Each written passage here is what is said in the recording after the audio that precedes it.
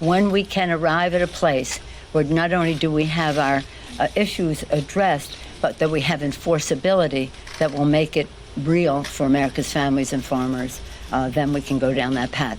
I hope again that the president saying because of other actions in terms of upholding the Constitution of the United States that he can't work with us because I do think he wants this U.S.-Mexico-Canada trade agreement, and we want it when it is right in terms of enforceability and that we can work together. At the same time, we're hoping that we can renew our conversations about infrastructure, building the infrastructure of America. As I've said, our agenda last year when we ran was for the people. Lower the cost of health care by lowering the cost of prescription drugs. That's what we're doing. Build the infrastructure of America in a green way so that we can increase paychecks, lower health care, bigger paychecks, cleaner government. Well, I think that we can work with the administration on prescription drugs. I hope so. And infrastructure. I hope so. Clean government. That's more of a challenge. So as we gather here today, we are clearly at a place where we are legislating to try to meet the needs of the American people in a transformative way. We are investigating. We are litigating. We also are here today on the one-year anniversary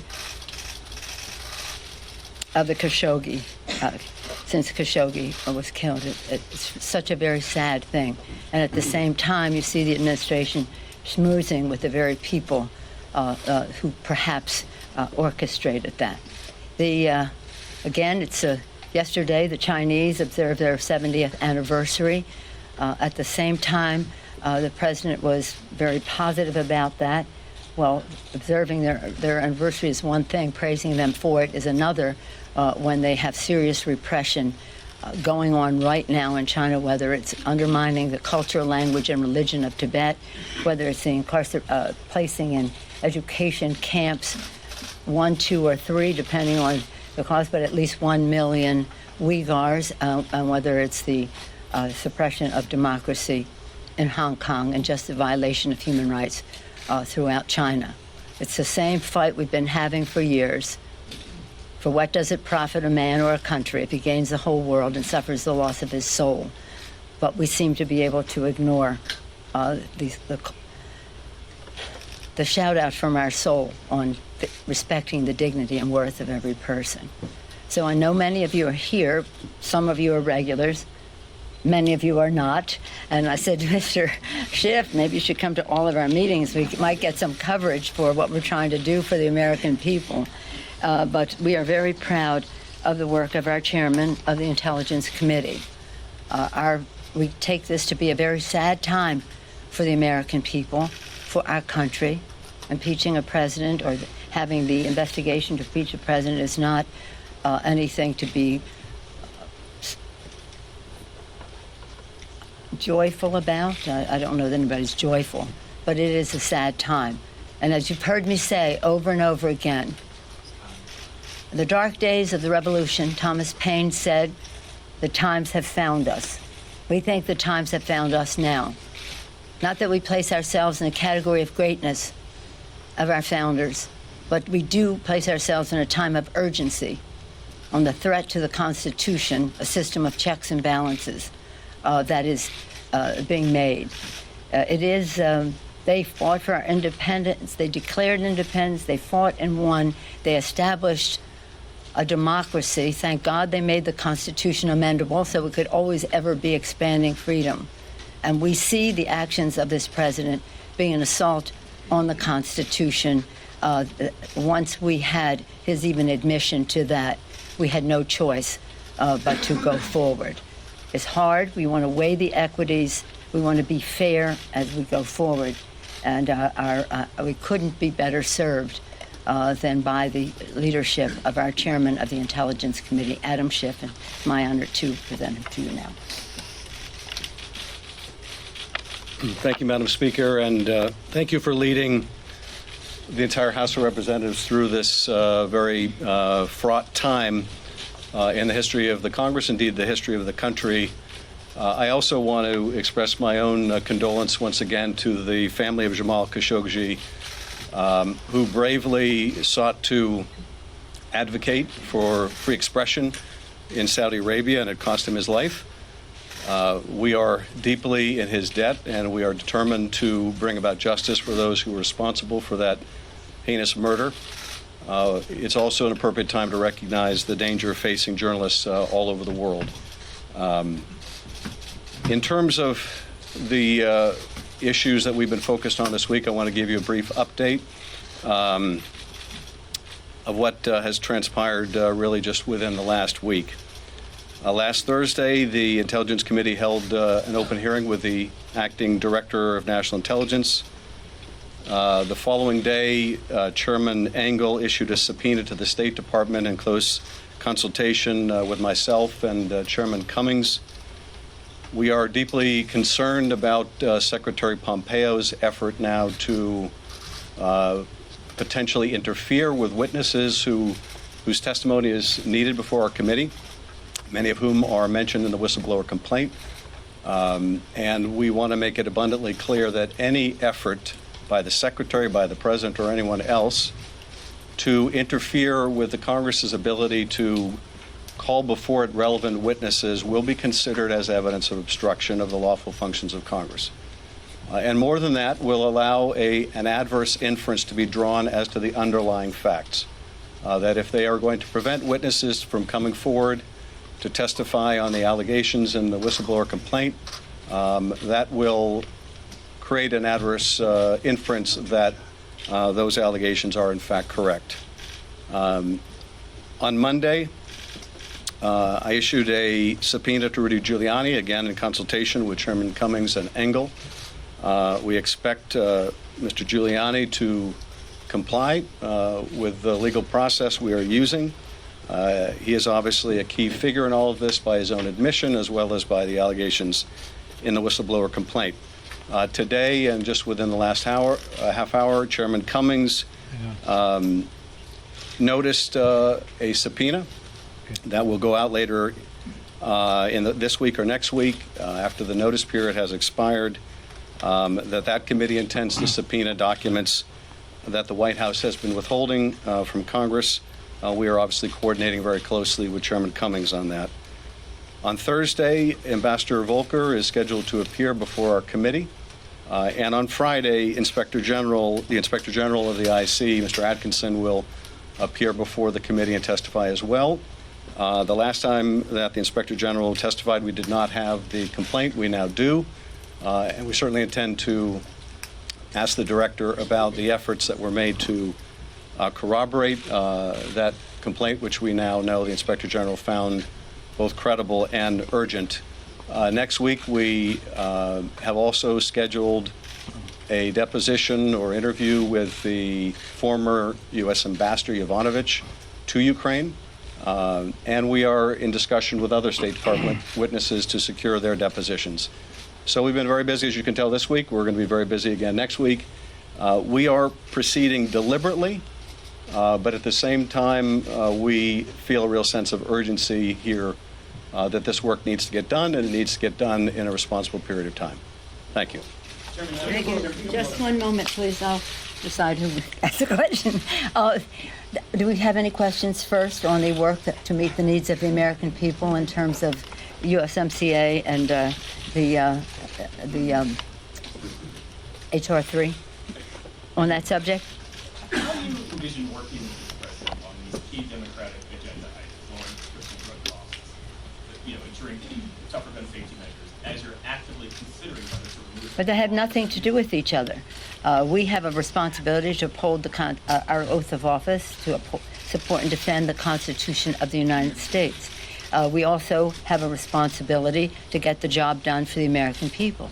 The president has said he wants this U.S.-Mexico Canada trade agreement to go forward, and we are awaiting the language on enforceability. So does it mean that he can't do that? That's really up to him. And I do expect that he does want that and that he does need that. and that he's not going to blame it on us because we are honoring our oath of office. And then he says that he wants to lower the cost of prescription drugs. The American people want us to do that. So as the president saying, if you question my actions, I can't agree on any subject, then the ball is in his court on that. But many of you have always been interested in USMCA. Any ongoing interest there? Yes, sir. On the USMCA, the president keeps saying that the USMCA will pay for his wall. How does money generated by the USMCA work its way into the general fund to be appropriated by Congress? It doesn't. It doesn't. Yeah, it doesn't. Okay. Yes, ma'am. No, I'm not calling you. I'm calling on this young lady here. Thank you.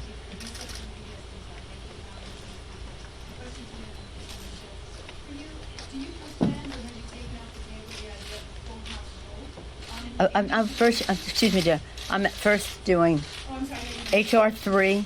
Anyone on HR 3? Does anybody in this room care about the cost of prescription drugs and what it means to America's working families? From time to time, you've asked those questions. Does anyone care about the USMCA? U.S., Mexico, Canada agreement? A hard, fast date on when you need this to be resolved on This being what? USMCA? No, I'd like, we're on a path to yes, as far as the trade agreement is concerned. And at some point, I'm just saying it's either yes or no. We either have enforceability or we don't. But I'm hopeful that we will, and I'm hopeful that it will be soon. Is there not a deadline you've given the administration or anything? No, well, we have a good working relationship. Believe me, the quiet you hear is progress. And we go back and forth, and over this break, the staffs are between the two, the trade rep and our negotiators are seeking clarification and where there's room for cooperation, where we may have more challenges, but it's going in a forward direction. So we're very pleased with that because, again, we're trying to find common ground with the president. He always wanted this. We do too. And let's just find our common ground in that regard. Another question on policy before we get to the other things of the day. What about the quiet we hear on gun legislation? 2 or 3 weeks ago, the White House telegraphed we might hear what the president would support in some sort of gun package. We in the press have heard nothing. Have you heard anything from the White House? Well, the most recent communication I had from the White House on gun violence prevention was a call from the president last Tuesday. So we can segue from one subject to the next here. He called early that morning to say that how happy I would be to see the progress that he was making on coming to agreement on gun violence prevention. I was curious about what that progress could be. He said he was working with Democrats and Republicans. I don't know of any. I reminded him that we had sent a bill over to the Senate, H.R. 8 and H.R. 1112, 2 pieces of legislation that will save the most lives, and that I would hope that whatever he was talking about was very close to that. Oh, yes, you're going to be very pleased. That's the last I've heard of that. That then point, that is when the president segued into the telephone call in which he admitted that this call took place and that what happened was perfect. I said, Mr. President, it's not perfect, it's wrong. But your admission to what has now been in the public domain informs the timing of how we go forward. So, again, that was the last I heard from them. Let me just say on gun violence prevention, we're not going away until we get legislation signed into law that protects our children.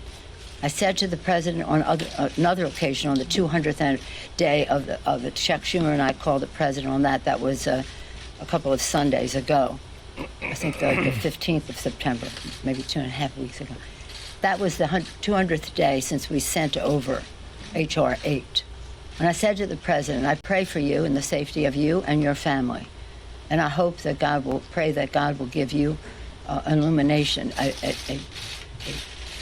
enlightenment to pray, to work for the safety of other families in our country. So again, the most recent, I'm not going to say the last, I hope it's not the last, but the most recent communication I've had from the White House was in the same call where the president admitted to what he said in that phone conversation. Okay? Now you yes.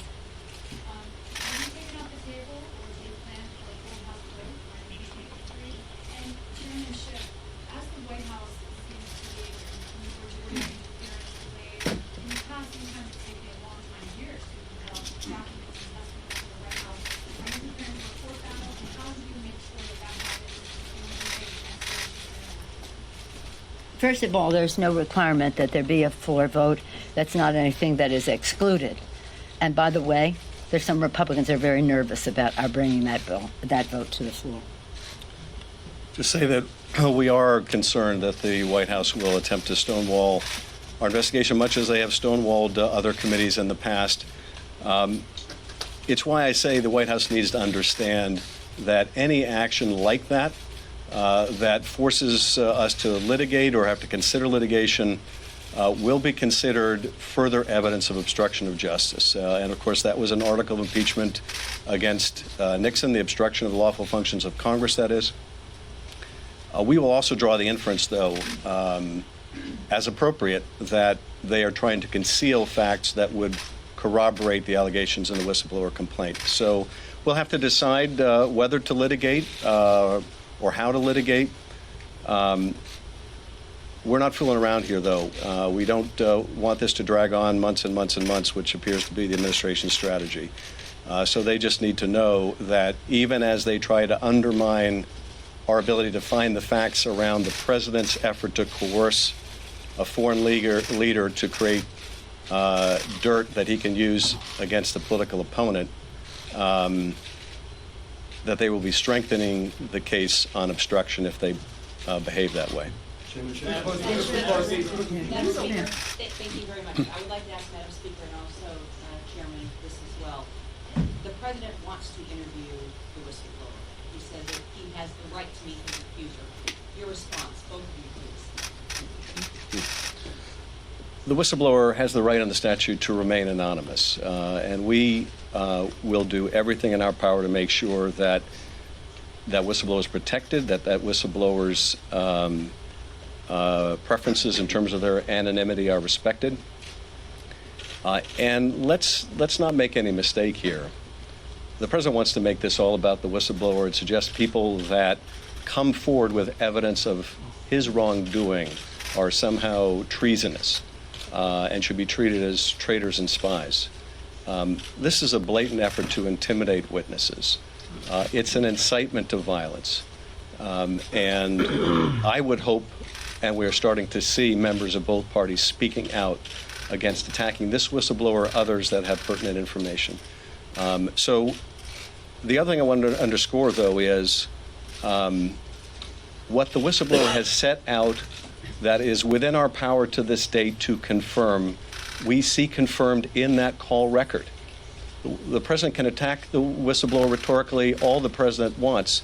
It doesn't change the fact that the record of that call shows the President of the United States in a same conversation, indeed immediately after the Ukraine president asked for more military help, the President of the United States asked that leader a favor, though.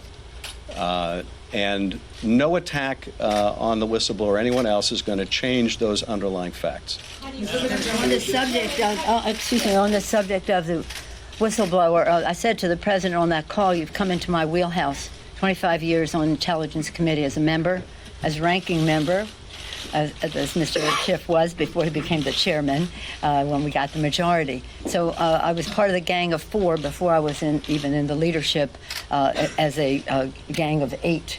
So for 25 years, one way or another. I was there when we improved the whistleblower legislation in the late 90s. I was part of that. I was there when we made further improvements, and President Obama made by executive, I don't know if it was executive order, but executive action improvements in the whistleblower legislation. And then we have further legislation. And then I was there when we created the Office of the Director of National Intelligence and what his responsibility was in terms of a whistleblower. So this is very, I hope that you understand, and I suspect that you do, the seriousness of the President of the United States saying he wants to interview that person. We will treat the President with fairness as we go forward. We will have investigations and questioning that are worthy of the Constitution of the United States. It's unworthy of the Constitution of the United States to do what he did in that call, and he admitted it to me. He said it's perfect. No, it's not perfect. It's wrong. A, and B, that protecting whistleblowers is a very, very important requirement that we have. The intelligence community recognizes the importance of whistleblowers. Protecting whistleblowers who see wrongdoing of any kind in our government is essential. The president probably doesn't realize how dangerous his statements are when he says he wants to expose who the whistleblower is and those who may have given the whistleblower that information. This is a very serious challenge that the president has put there. It's very sad. I don't see impeachment as a unifying thing for our country. I weighed those equities hard and long till I had the president's admission that he did what he did on that call. One big picture question and one logistical question, just following up on what you just said. Some Republicans have said that the president's phone call wasn't great, but that it isn't an impeachable offense. Is it possible that you're making too much of one phone call? Absolutely not. I want to yield to you. Well, if you think about what the framers were concerned about at the time of the drafting of the Constitution, they were paramountly concerned about foreign interference in American affairs. They wanted to ensure that the President of the United States was defending the interests and national security of the United States and not corruptly, secretly advancing some private agenda with a foreign power. It's hard to imagine a set of circumstances that would have alarmed the founders more than what's on that call, where you have a president using the full power of his office to try to effectively coerce a foreign leader that is completely dependent on our country for military, economic, diplomatic, and other support, to intervene in our election to help his campaign. It's hard to imagine a more corrupt course of conduct. So to my Republican colleagues that say there's nothing to see here, or yeah, it's bad, but is it really something you'd remove from the president from office for? They're going to have to answer, if this conduct doesn't rise to the level of the concern the founders have, what conduct does? Now, we only know some of the facts at this point. The call record seems to be pretty indisputed. The suspension of military assistance is undisputed now. The sequestration of this call record and maybe others into a file in which they were never supposed to be placed, a file that is for classified information of the highest order, covert action, for example, those facts are not contested. But all the facts are around that we still need to flesh out.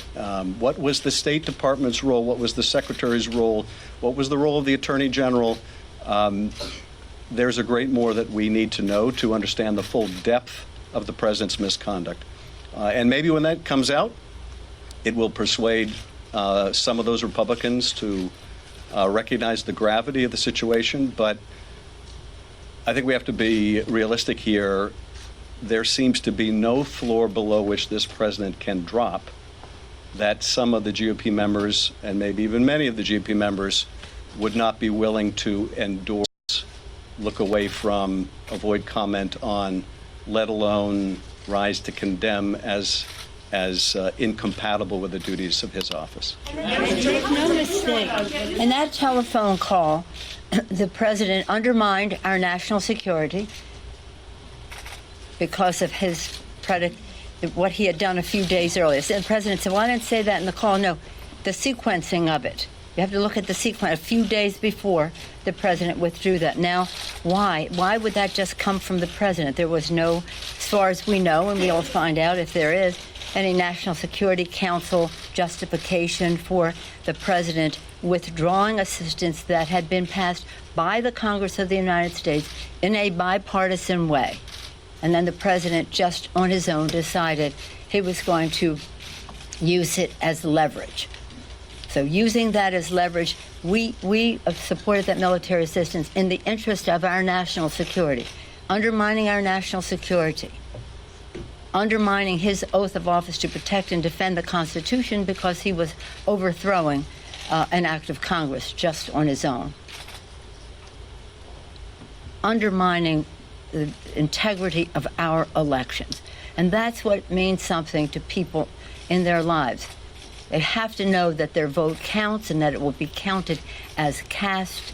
And this president of the United States is stooping to a level that is beneath the dignity of the Constitution of the United States. And our founders, since the chairman mentioned our founders, they put guardrails in the Constitution because they knew there might be someone who would overplay his or her power.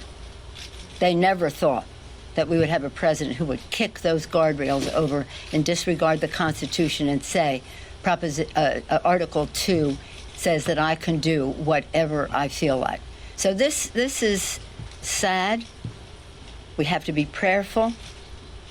We have to be worthy of the Constitution as we go forward. We have to be fair to the president, and that's why this is an inquiry and not an outright impeachment. And we have to give the president his chance to exonerate himself, but he thinks what he did was perfect. So we have that situation. But I say to my colleagues, calmness, quiet, so that we can hear what is being said in this regard. Again, when on that very day, September 17th, that was Constitution Day, a Tuesday, 2 Tuesdays ago from yesterday. That was when that explosion hit of what possibly happened in that phone conversation, which the president confirmed to me in our call. And that day was the day we observed the adoption of our Constitution, September 17th. On that day, way back when Benjamin Franklin left Independence Hall, people said to him, "What do we have, Dr. Franklin, a monarchy or a republic?" He said, "A republic, if we can keep it." It is our responsibility to keep that republic with the genius of a separation of powers, three co-equal branches of government, each a check and balance on the other. Separation of power, a republic, if we can keep it. That's our responsibility. That's the oath of office that we take, and that is what is one of the reasons why we just have to look at the facts and the Constitution. Any other objections people may have to the president have no place in this discussion in terms of, is he too cowardly to protect children from gun violence? Is he too cruel to protect dreamers? Is he too in denial to understand climate change? The list goes on. Save that for the election. This is about the facts relating to the Constitution, and that is how we will proceed with dignity, with respect, prayerfully, and again, worthy of the sacrifice of our founders, the sacrifice of our men and women in uniform who fight for our freedom, and the aspirations of our children so they'll live under future presidents who will honor the Constitution of the United States. Thank you all very much.